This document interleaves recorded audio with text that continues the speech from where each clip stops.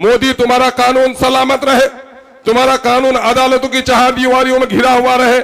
हम तो कलमागो हैं और हमारा यकीन है कि अल्लाह की उतारी हुई आयतों के साथ जो छेड़छाड़ करता है, जो फैसला नहीं करता, वही मुनाफिक है, वही कुफ्र करता है। हम अपनी शरीयत की पासदारी करेंगे, हम अपने मुफ्ती और आलिम से अपने निकाह के तलाक के झगड़े तय करेंगे। मोदी तुम्हारे पास नहीं जाएंगे। मोदी ने जब देखा ये खेल भी खराब हुआ और मोदी सब जगह नाकाम हुआ, 15 लाख की जगह 15 पैसे नहीं दे सके, करोड़ों को नौकरी देने के वादे के नाम पर उसने पकौड़ा बेचने को नौकरी करार दे दिया। उसके बावजूद भी अमित शाह आते हैं और यह कहते हैं कि मुसलमानों की बड़ी आबादी है और भाजपा के वो लोग जिनको हमारे पंचायत नुमाइंदगान ने दूध पिलाकर खैरात के नाम पर वोट देकर अपना पेशवा बनाया, इन बेगैरतों को पूछना चाहिए कि आखिर अमित शाह के कान में इस इलाके के मुसलमानों के खिलाफ, इस इलाके के हिंदुओं की मोहब्बत के खिलाफ, इस मुल्क के इस खित्ते में गंगा जमनी तहजीब के खिलाफ अगर कान भरने का काम किया है तो इन्हीं मुखियाओं के वोट ने किया है, इन्हीं पंचायत सदस्यों के वोट ने किया है। मेरे कानून को भी चाक करके वो सिर्फ कागज को चाक नहीं करना था, बल्कि पूरे हिंदुस्तान के गैरतमंदों को हिम्मत दिलाना था कि न करबल में, न मक्तल में, न शाह के आगे मोदी सुन ले के इन मुसलमान झुकता है, फकत अल्लाह के आगे। तुम्हारे वक्त इस इनकलाबी अंदाज में यहां जमा होना इस बात की दलील है कि हम जिस मुल्क में रहते हैं ये मुल्क हिंदू, मुस्लिम, सिख, ईसाई सब का मुल्क है, किसी एक के बाप की जागीर नहीं है। इस वजह से कोई अगर हम पर दस्तूर हिंद के खिलाफ कानून नाफिज करने की नापाक कोशिश करेगा तो हम इस मुल्क में लड़कर ही जमहूरी अंदाज में, आईनी अंदाज में, जिस तरह से मुल्क की सरहदों की हिफाजत के लिए गर्दन कटाना शहादत हम समझते हैं, ठीक उसी तरह से इस मुल्क के आईन को बचाने के लिए भी हम अपनी गर्दनों को कटाने के लिए तैयार हैं। और फिर इस वक्त जो ये काला कानून जिसे हमारी शरीयत पर हमला किया गया है, हमारी दीनी गैरत को ललकारा गया है, इस मुल्क के आईन को तोड़ने मरोड़ने की सिर्फ नापाक कोशिश नहीं की गई, बल्कि इस मुल्क की आज़ादी के बाद कुछ दीवानों ने, कुछ पागलों ने, कुछ हिंदुस्तानी, कुछ पाकिस्तानियों ने मुल्क को बंटवारा कर दिया। लेकिन हमारे बाप दादा जो इस जमीन पे रहे, और मैं जनाबे बैरिस्टर असदुद्दीन अवैसी साहब के सामने में बड़े फख्र के साथ ये बात कहना चाहता हूं कि जिस वक्त मुल्क का बंटवारा हो रहा था, ये वह खित्ता था जिसको पाकिस्तान में शामिल करने की बड़ी कोशिश की जा रही थी। मैं मुबारकबाद पेश करता हूं और खिराज अकीदत पेश करता हूं अपने बुजुर्गों को कि हमारे बाप दादाओं ने उस वक्त इस मुल्क को सालिम रखने में कितनी बड़ी कुर्बानी दी। वो ये कि पाकिस्तान बना तो अपने वजूद से ही दो टुकड़ा हो गया, पूरब और पश्चिम का हो गया। अगर ये खित्ता सीमांचल का जरा करवट बदलता और आज के बांग्लादेश का हिस्सा बन गया होता तो मोदी जी, ये भारत भी दो टुकड़े होने से कोई नहीं बचा सकता। आसाम का इलाका अलग हो जाता। भारत को अगर टुकड़ा होने से किसी ने बचाया है तो सीमांचल के गय्यूर अवाम ने, यहाँ के मुसलमानों ने बचाया है, आपके खानदान के लोगों ने नहीं बचाया है। उसके बावजूद भी अमित शाह आते हैं और यह कहते हैं कि मुसलमानों की बड़ी आबादी है और भाजपा के वो लोग जिनको हमारे पंचायत नुमाइंदगान ने दूध पिलाकर खैरात के नाम पर वोट देकर अपना पेशवा बनाया, इन बेगैरतों को पूछना चाहिए कि आखिर अमित शाह के कान में इस इलाके के मुसलमानों के खिलाफ, इस इलाके के हिंदुओं की मोहब्बत के खिलाफ, इस मुल्क के इस खित्ते में गंगा जमनी तहजीब के खिलाफ अगर कान भरने का काम किया है तो इन्हीं मुखियाओं के वोट ने किया है, इन्हीं पंचायत सदस्यों के वोट ने किया है। मेरे भाई, अपने दरमियान में बेगैरत पैदा करो। जिस्म बेचने वाली औरत तवायफ नहीं होती है, 70 तवायफों से ज्यादा गुनहगार वो होता है जो जमीर का सौदागर होता है। इसलिए जमीर को मत बेचो। मैं गय्यूर नौजवानों, मैं तुम्हारी आंखों में जो अंगारा देख रहा हूं, जो अंगारे देख रहा हूं, जो तुम्हारी पेशानी में इनकलाब की लकीरें देख रहा हूं, मुझे यकीन हो गया है कि मोदी खुद ही उल्टा लटक जाएगा लेकिन हिंदुस्तान के संविधान को कभी पारा पारा नहीं कर सकेगा। इसलिए कि हिंदुस्तान में गंगा जमनी तहजीबें भी बाकी है। आप जानते हैं ये मामला सिर्फ मुसलमानों का है, ये मुसलमानों का मामला सिर्फ नहीं है, ये हिंदुस्तान के दलितों का मामला है, हिंदुस्तान की दूसरी अकलियतों का मामला है। जब कोई चोर और डाकू कहीं आता है तो सबसे पहले उस घर के सबसे जमा मर्द मजबूत आदमी पर डंडे चलाता है ताकि ये खौफजदा हो जाए तो बाकी लोग सर झुकाने पर मजबूर हो जाएंगे। बिहार हिंदुस्तान की अकलियत के लोगों, माइनॉरिटी के लोगों, दलित और पसमानदों, कान खोलकर सुन लो। अगर हिंदुस्तान की सबसे बड़ी अकलियत मुसलमानों के इस जंग में अगर तुमने साथ देकर इस काले कानून का खात्मा नहीं किया तो आज हमारी बारी है, कल तुम्हारी बारी आने वाली है। इसलिए होश में आना पड़ेगा और इस वक्त हमें बहुत मुत्तहिद होकर, गैरतमंद होकर लड़ाई लड़ने की जरूरत है। बिहार के इस खित्ते में कभी मौलाना मोहम्मद वली रहमानी साहब नव्वरल्लाह मरकदहू ने एक इनकलाबी जुमला किशनगंज की सरजमीन में कहा था। क्या कहा था? क्या गय्योर मुसलमानों, ऐ सीमांचल के दलितों, तुम्हारी आबादी इस कदर यहां पर है और तुम इतने बदहाल हो, तुम्हारी बदहाली का कसूरवार जितना पटना और दिल्ली है उससे ज्यादा कसूरवार तुम हो। इसलिए हो कि तुम जुल्म के खिलाफ आवाज नहीं उठाते। होना तो यह चाहिए था कि मुल्क में दलितों और अकलियतों के खिलाफ अगर कोई जुल्म हो तो यहां से ज्वार भाटा की लहरें उठनी थी और पूरे मुल्क में फैलनी थी। लेकिन अफसोस कि जो लहरें दूर से चलकर आती हैं वो भी सीमांचल में थम जाती हैं। मैं मौलाना के रूह को इत्मीनान पहुंचाता हूं कि मौलाना, आपने जुमला आज से 20 साल पहले कहा था, मैं राजद का एमएलए था, लेकिन अल्लाह का शुक्र है कि वक्त के इस काले कानून के खिलाफ, अकलियतों पर हो रहे जुल्म के खिलाफ, बिहार की नाकारा और नापाक हुकूमत के खिलाफ अब सीमांचल के लोग खामोश नहीं है, बल्कि सीमांचल जो लहरें उठती हैं वो पूरे हिंदुस्तान में फैल रही हैं। यहां पर एमआईएम की जीत इस बात की इनकलाबी दलील है। मैं आप लोगों से कहना चाहता हूं, रात अंधेरी है और लंबी भी है। हम अपनी मिल्ली तंजीमों के सरबराहों से कहना चाहते हैं और ये हिंदुस्तान भर के मिल्ली तंजीमों से पैगाम पहुंचाना चाहते हैं। मैंने अपने सदर बावकार से इस वक्त चाय पर गुफ्तगू करते हुए एक वाकया सुनाया कि 2017 में जब सैलाब आया था तो यही हल्दीखोरा के टुपामारी के बीच में एक नौजवान हमारा बह गया, साइकिल उसकी बह गई, उसने मुश्किल से अपनी जान बचाई। एक डुम्मर के गाज में जो आज भी खड़ा है जहां कर उसने सहारा लिया और कहा जाता है 24 या 36 घंटे तक उसने उस दरख्त पे पनाह ली। वो बताता है कि जिस दरख्त में मैं था वहां पर रंग बिरंग के अलग अलग 50 किस्म के सांप थे, लेकिन हर सांप सहमा हुआ था, कोई किसी को डंक नहीं मार रहा था। हत्ता कि उन सांपों के दरमियान मैं घिरा हुआ था, लेकिन मुझे भी उस सांप ने कोई नुकसान नहीं पहुंचाया। मेरे मिल्लत के गाजियों, अगर मुसीबत के मैदान में अगर आफत आती है तो जंगल का दरिंदा अगर मुत्तहिद और शरीफ हो सकता है, अगर इस काले कानून के खिलाफ मिल्लत के गयूर तंजीम के जिम्मेदारों आपने इत्तिहाद का सबूत नहीं दिया तो मैं समझता हूं कि वो दरिंदगी भी हम पर शर्माने लगेगी।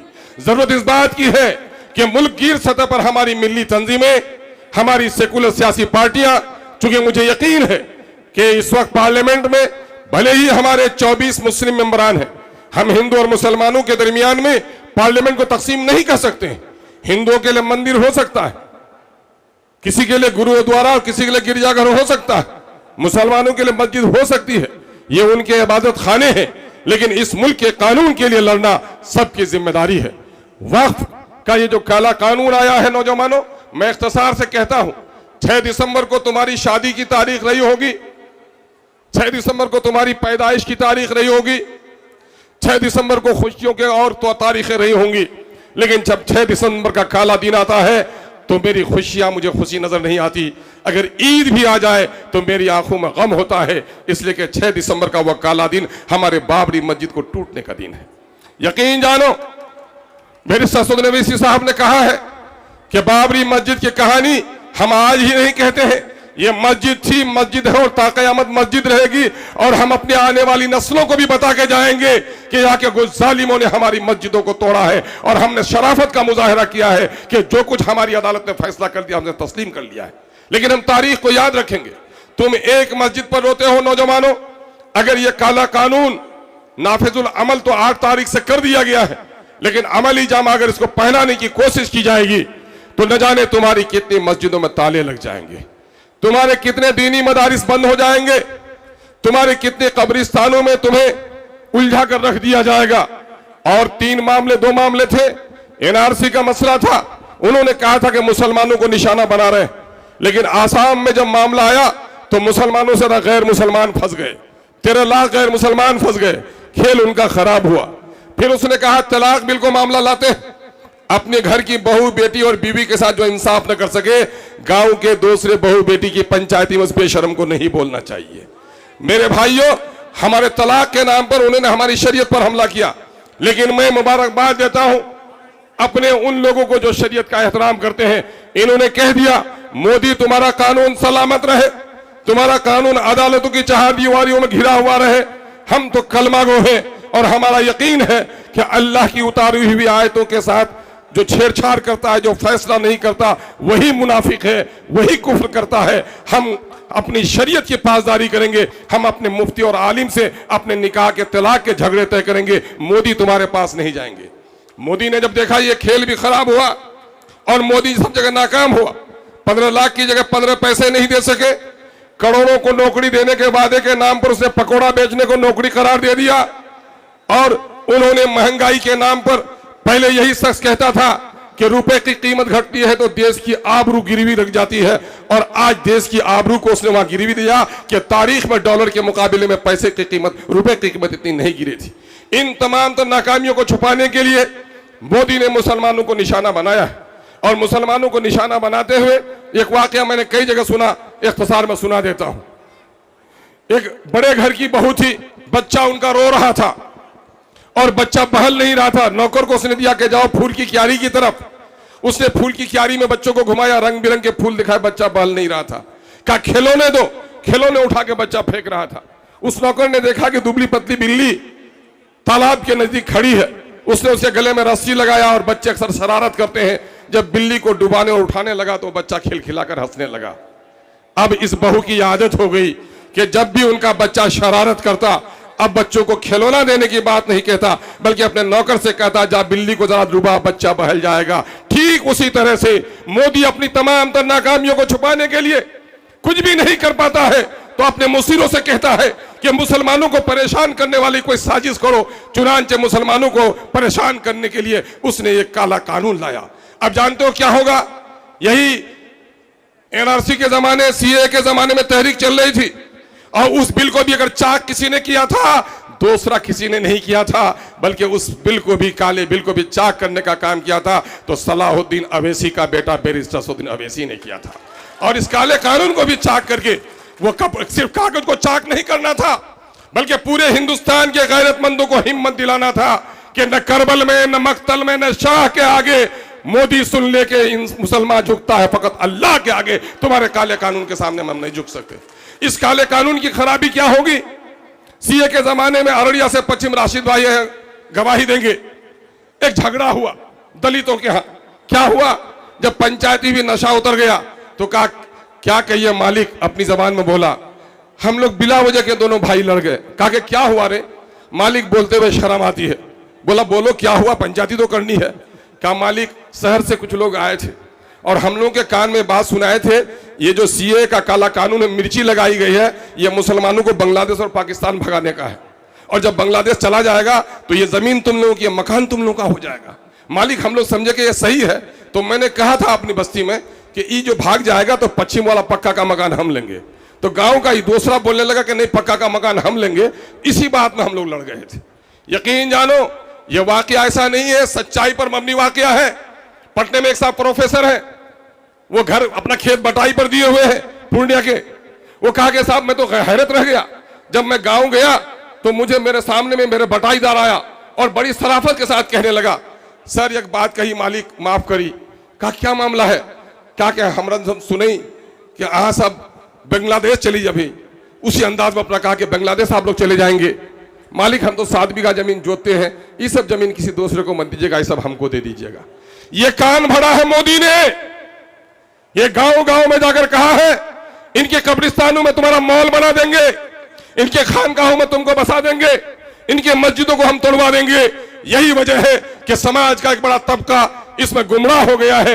लेकिन मैं अपने गुमराह भाइयों को भी कह देना चाहता हूं, यकीन जानो ये मुल्क जितना किसी के बाप की है, हमारे बाप की है, और इस मुल्क से तो हमारी वफादारी ऐसी है कि जिंदगी में इसी में सांस लेते हैं। इसी के अनाज को खाते हैं, इसी के पेट से निकले हुए पानी को भी पीते हैं, और मरकर भी इस मादर वतन से हमारी खाक कहीं जाने वाली नहीं है। हम तो वफादार लोग हैं।